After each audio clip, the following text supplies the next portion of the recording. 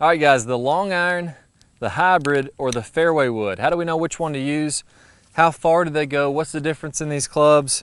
And which one should we carry in our bag? I'm gonna go over the entire thing for you so you'll know which ones are good for your game and what to try out, what type of situation to hit these in.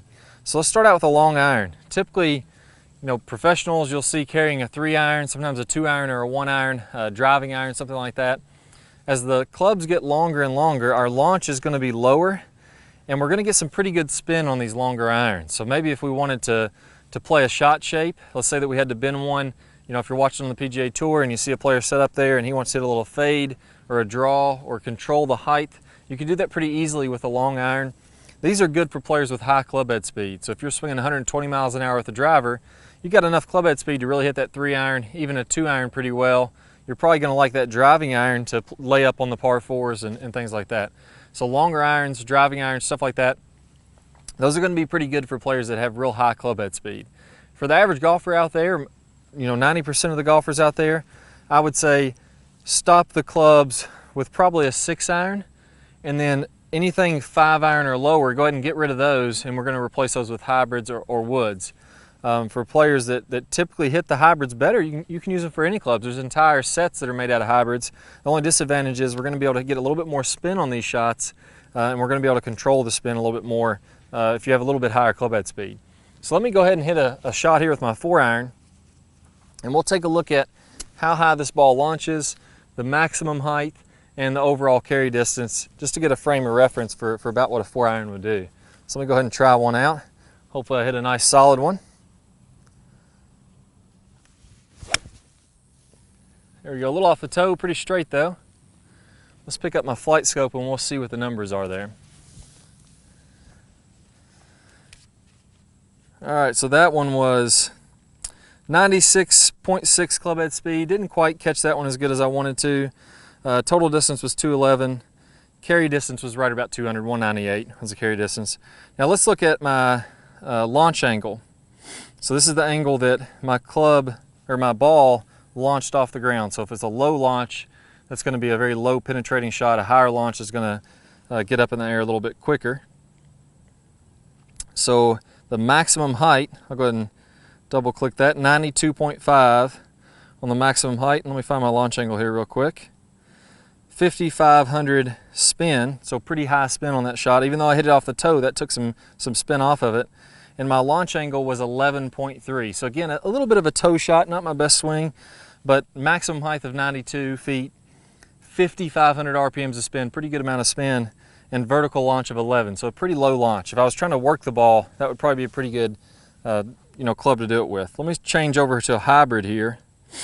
So let's go to my 3 hybrid. So unfortunately, I don't carry a lot of hybrids or fairway woods, so it's not going to be a direct comparison. Now, if I'm hitting a 4-iron, the correct hybrid to replace that would be a 5 hybrid. So as you go from an iron to a hybrid, hybrids go a little bit longer, so we're going to go a club down. So this here is a 3 hybrid, which would replace a 2-iron. So it should go quite a bit longer. And let's see what the launch angle and spin does. Now these are great because the sole on these is nice and curved. So if you're on a bad lie, let's say that your ball is sitting down in a little bit of a hole, you should be able to still get this out of there pretty nicely with a hybrid. 3 irons, longer irons, those are a little bit tougher when you get in bad lies. I'd only recommend those for high swing speed players. And if you go to a wood, a fairway wood, let's say 5 wood, 3 wood, that kind of thing, the sole is so thick on these, so wide from front to back, it's really tough to get down and pick those out of a bad lie. So these are fantastic if you don't have the best lie. These are the easiest to hit in my opinion. They're also shorter in length than your woods. Look how much shorter that is than my 3 wood. That's going to make it easier to maintain and swing and get a consistent strike on it. And they go a little farther than iron, so that's good. Again, like I said, I'd recommend, from a 6-iron, that's going to be your last iron. And then instead of having a 5-iron, you would have, let's say, a 6 hybrid. That's going to replace that. So let's go ahead and take a look, compare this to our vertical launch, our total distance, and our spin as we're trying out this club. There we go.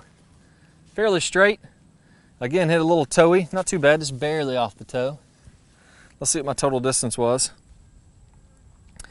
Flight scope will pick that up. So my club head speed was a little bit higher, obviously, because it's a longer club.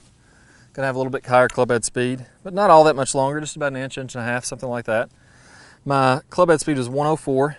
Carry distance was 223. If that rolled out, it would have gone 240. My launch angle was 12.6, so my launch angle was higher than with my 4-iron. My spin rate, let's see what my spin was, 44.59. So exactly like I said, this is going to launch higher, but it's going to keep the spin off of it, so it's going to kind of penetrate through the wind a little bit. When it launches higher and penetrates through the wind, you're going to get more carry distance with that. And then finally, let's do the max height, 110. So I went from 92 to 110. This one launched higher, went higher up in the air, and had less spin to really let it penetrate through the wind and get a little bit more distance. Now, if I was trying to, shape a ball, if I'm an advanced player, I'm a pro player, and I'm trying to hit a fade or a draw or use different heights, it may be a little bit tougher with this hybrid, but for most players out there, I think this is going to be a much better choice for you. Now, with the Fairway Wood, I use a low lofted fairway wood. I really only use this for tee-balls on a par 4. Every once in a while, if I get a par 5, I might hit that. But this is going to launch the lowest. It's going to be the hottest, go the farthest. But we're going to really take a lot of spin off of this, especially with this 13 degrees. So let me grab another ball. I'll make a swing with this and we'll compare the 3. All right, guys, so now we got the 3 wood. As I mentioned, the sole of the 3 wood is really wide, so it's going to be a little more difficult to hit out of bad lies. If you're sitting down bare lie in a hole, something like that, it's just a little tougher to get it up and out of the hole and up into the air. I have a 13 degree 3 wood here. It's not going to be a very good comparison because this is going to go so much longer than the iron of the hybrid. Wish I had some, like a 7 wood or something like that might relate a little bit better. This is typically going to go a little farther and have a little bit less spin. And as I mentioned, this is a 13 degree, so it should go pretty far and really be a great driving wood. There we go. Again, didn't catch that one perfect, but nice and straight. Let's see what the numbers end up with there on Flight Scope. Obviously a longer club, so compared to my 4-iron, much longer shaft. That's going to get me a lot more club head speed. I think the 4-iron was around 92 miles an hour. This is 112 miles an hour. Carry distance of 249, so basically 250 carry distance. The max height on this one, because it had a lot lower loft, because it was a fairway wood, only got to 84. So more penetrating type trajectory. Again, that's a 13 degree, so it's just going to go pretty low. Launch was only 8 degrees. That's why I like it to hit off the tee. It's a nice low launch club, a good one for those tight par 4s. And the spin was only 3,600. So again, hit that one just a little tiny bit off the toe, which kept the spin down. But that's the difference in these 3 clubs. You got to go find which ones are best for you. Those are my general recommendations, but it all comes down to trying out a lot of different clubs. Go to your local shop and try out 10 or 15 different types of clubs. Figure out which one you like the best, and you'll get the best set for your game.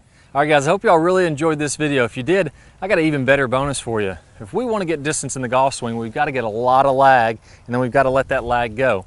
Well, I've got my #1 lag video. I'm going to play a preview of that here in a second. If you're on a desktop device, go ahead and click the link that pops up on your screen. If you're on a phone or a tablet, click the iCard that's somewhere on your screen right now. That's going to take you to where you can get instant access to that full video. Plus, you're going to get 5 videos from our Top Speed Golf system. Never going to cost you a dime. If you have any questions, put them in the comments below. Click that thumbs up button. That really helps us out. And also remember to subscribe. That way you'll see our newest videos. See you guys in the lag video. Hi guys, and welcome back. I'm Clay Ballard, and in today's video we're going to talk about one of the absolute worst drills for creating lag. It's a very common drill that I see. And in this drill, what we're going to do is we're going to set the wrist very early to create an angle of lag, and then we're going to try to hold this throughout the swing.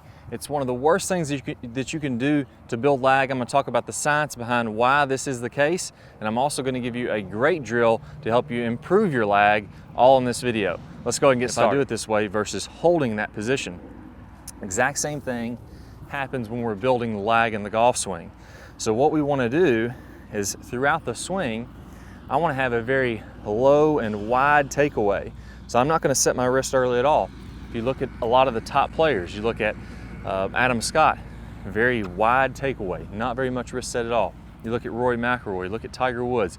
All these players are using a wide takeaway and not getting very much wrist set, so that later in the swing, as we start down, we can increase this wrist set, and we're really only going to max out this angle of lag for a split second in the downswing. Okay, so a 3-step drill here. Now, as we get started with this, I want to remind you that the fulcrum in this golf club for getting a massive amount of lag is right at the end of the golf club. This is where I want my hinge point to be.